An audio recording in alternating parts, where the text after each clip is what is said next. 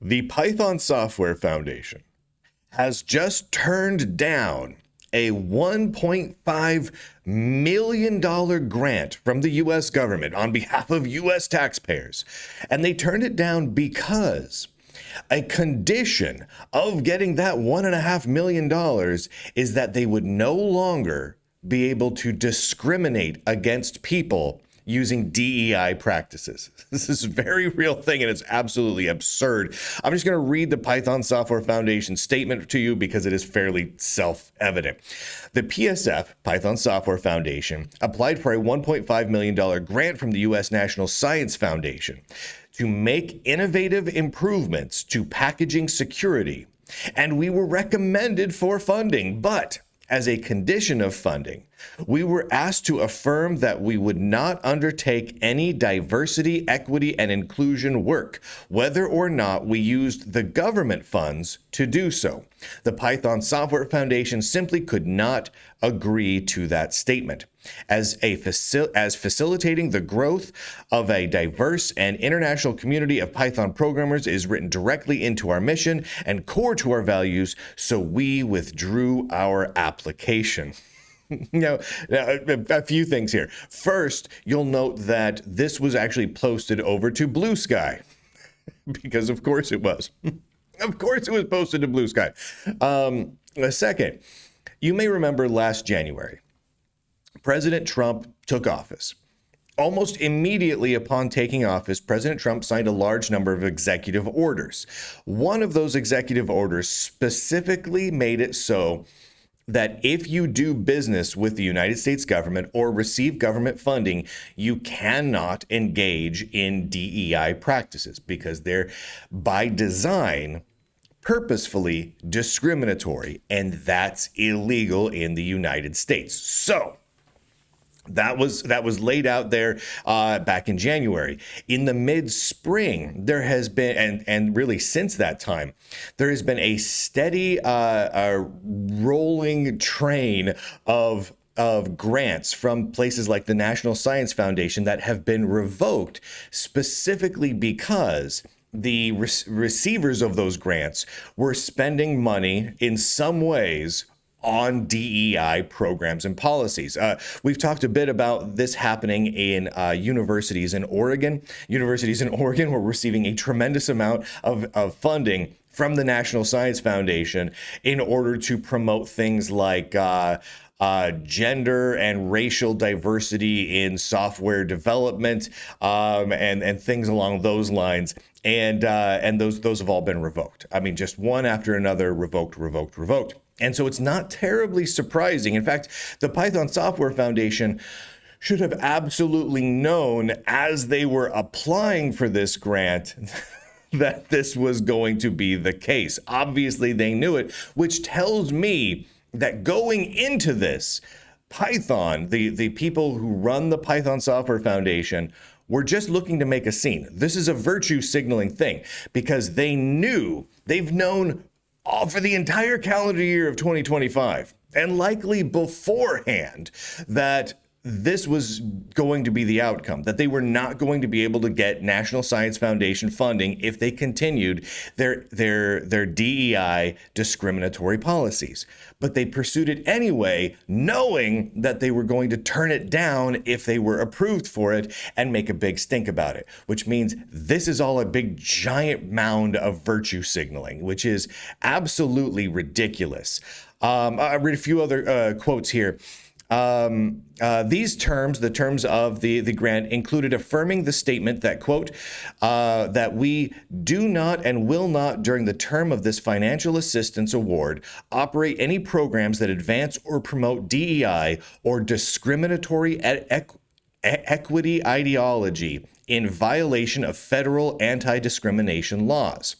The restriction would not apply only to the security work directly funded by the grant, but to any and all activity by the Python Software Foundation as a whole. Further, violation of this term gave the NSF the right to claw back previously approved and transferred funds. This would create a situation where money we'd already spent could be taken back, which would be an enormous open-ended financial risk. So, okay, so what they're saying flat out is, that the US government is saying, hey, if we give you this money, we're going to assume that you're not going to break the law.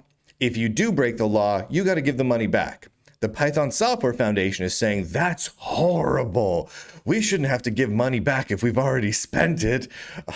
We should be allowed to break the law and take your money and spend it anyway. That's what the Python Software Foundation is saying here.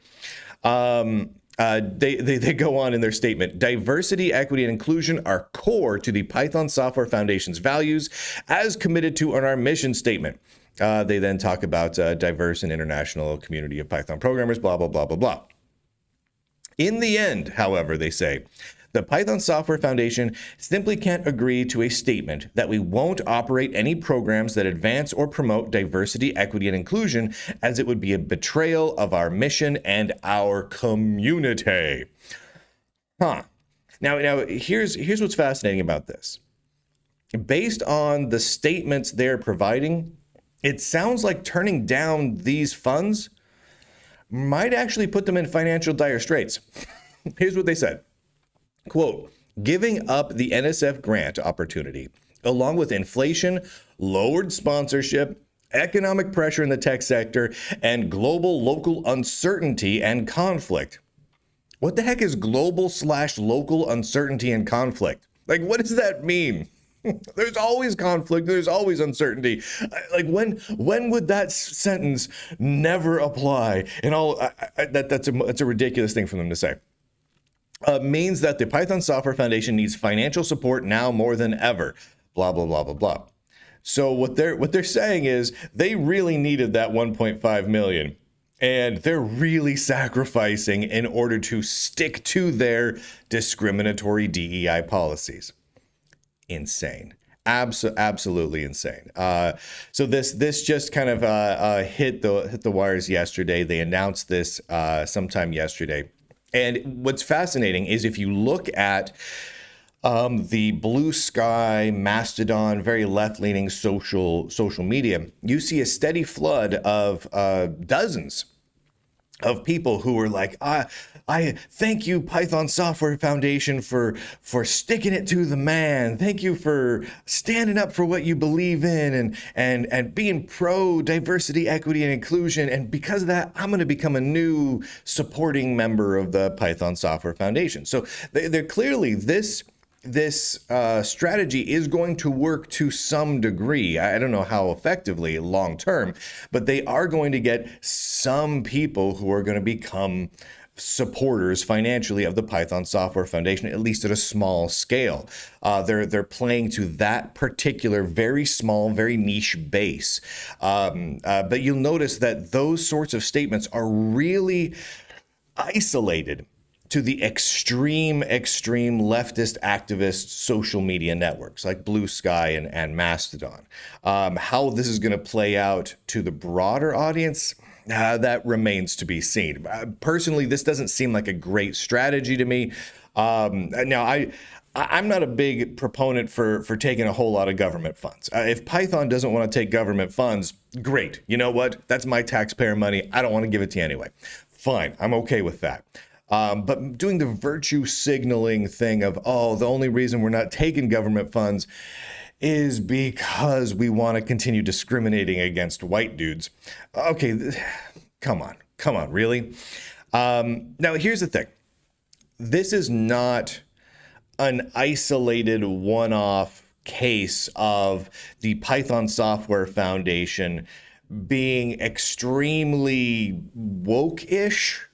This has kind of been an ongoing thing with them. Back in last summer, or previous summer, August of 2024, the Python Software Foundation banned one of their longest term contributors, someone who had been around like since almost the beginning of Python. They banned him for 3 months, a 3-month suspension, for saying, and this is not a joke, for saying that he had enjoyed an old sketch on Saturday Night Live. That's it. That's the whole thing. This is an absolutely thing. The guy they banned, suspended, was named Tim Peters. Had been around forever. He was on the board for like 13 years. Like he's one of the longest term Python people. And then in 2024, they banned him. And why? Quote, and this is their direct quote of why they banned him. Using potentially offensive language or slurs. In one case, even calling an SNL skit from the 1970s using the same slur, quote, genuinely funny, which shows a lack of empathy towards other community members. Now, what was that? What was that SNL sketch, and what was the slur being talked about? Well, do you guys remember the 1979 sketch between Dan Aykroyd and Jane Curtin, where they do a point counterpoint thing, and they're doing a parody of old news point counterpoint debates. And at one point, Dan Aykroyd looks to the camera and says, quote, Jane, you ignorant slut. And that is saying, not using the slur. It would be very clear here. The guy was not suspended for saying that quote. He was suspended for offhandedly mentioning that he thought that skit, in general terms, was genuinely funny. He mentioned it, and so he got suspended. That was a bannable offense within Python. And that's not terribly surprising. If you look at the Python Software Foundation Code of Conduct, it is filled to the brim with all of the insanity that you can cobble together from a wide variety of different crazy codes of conduct. They even have some of the stupid stuff that other organizations have since weeded out because it's crazy, including, quote, unwelcome physical contact, including, and this is the important part, simulated physical contact. For example, textual descriptions like hug or back rub without consent or after a request to stop. Now, before you pass judgment on this, there was a thing that occurred, I don't know, 7-8 years ago, that we called a hug gate.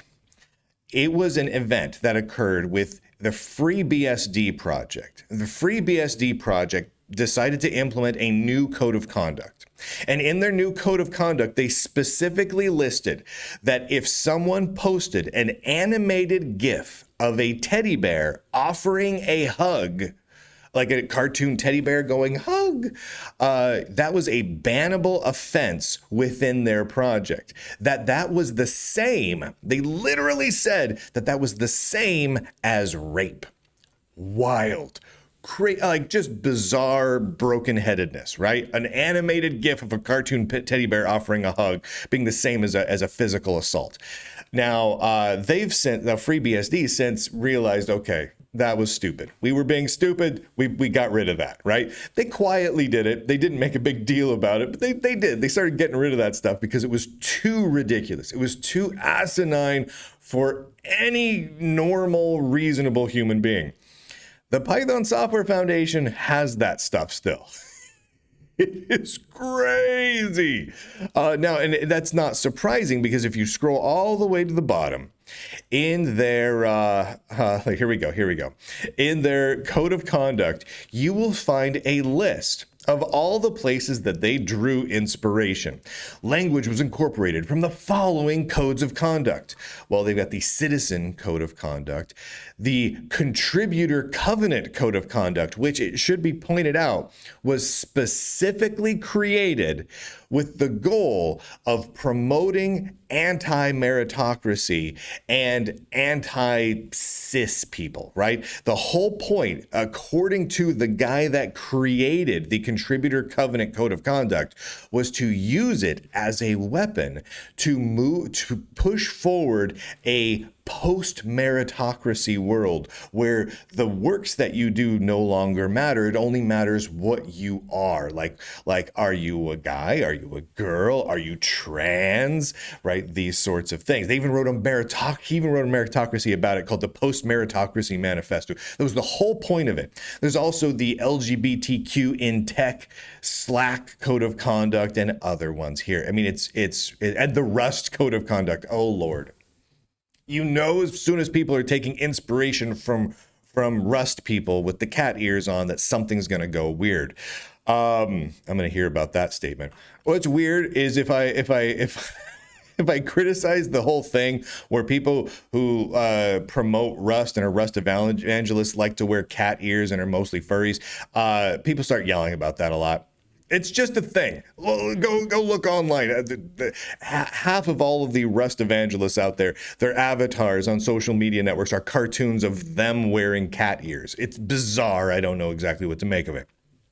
But then again, what do I know? I'm a middle-aged white guy in America. I'm clearly not the target audience for whatever is happening in the Rust world. So this is a kind of a fascinating thing that we're at here with Python.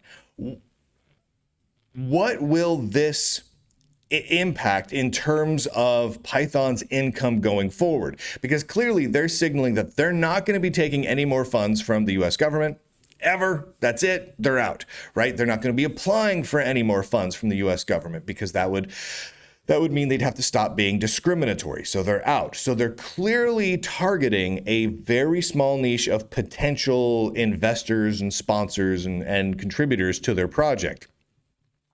Will that result in a large enough increase in renewed sponsorship coming in to offset any potential loss of not just these finances from the government, but and I think this is really important here. That means they also are going to have a difficult time securing funding from other companies that do business with the US government. The way the executive orders and the laws are worded, it's actually pretty clear that if let's say Microsoft is taking funds from the US government, like works with the US government, and they do a lot, that means that Microsoft is not supposed to be engaging in DEI policies. They do, which is a whole nother problem, but they're not supposed to. But that also means that if Microsoft is then funding other projects or corporations, those corporations are also not supposed to be engaging in DEI policies. So what sort of impact is this all going to have on general overall fundability of Python? It remains to be seen. One thing I did find really interesting was several people, and if you look through Blue Sky and Mastodon, you'll see this quite a bit. Several people made a variation on the statement of, well, thank God we now have a anti-fascist programming language. A lot of people interpreted this as a clear political signal that Python was on the side of the leftist extremists and therefore Antifa, who is now designated as a terrorist organization. That's how people interpreted this. Many people interpreted this move from Python, including some people who are active contributors to Python. Whether or not that's really true kind of remains to be seen. I want to say thank you to all of the subscribers to the Lunduke Journal, all of the lifetime subscribers. You can see some of them right up there. I only put lifetime subscribers on this wall if they specifically request it. If you want to be on this wall and you're a lifetime subscriber, email me. If not, I'm not going to out you. But thank you to all of the subscribers to the Lunduke Journal, free and paid. Go to lunduke.com. All the shows are free. All the podcasts are free. All my posts and articles, all of that stuff is all free. There's a million different ways, give or take, to get all of that stuff. It's all up at lunduke.com. And of course, you can subscribe to the Lunduke Journal to help fund this work, to keep us big tech free, ad free, and most importantly, very non-woke. It's all up there at lunduke.com. All the perks, all the bennies, all that good stuff. Again, thank you. Couldn't do this without you. And with that, ladies and gentlemen, boys and girls, nerds and nerdettes across the inner tubes, I do declare end broadcast.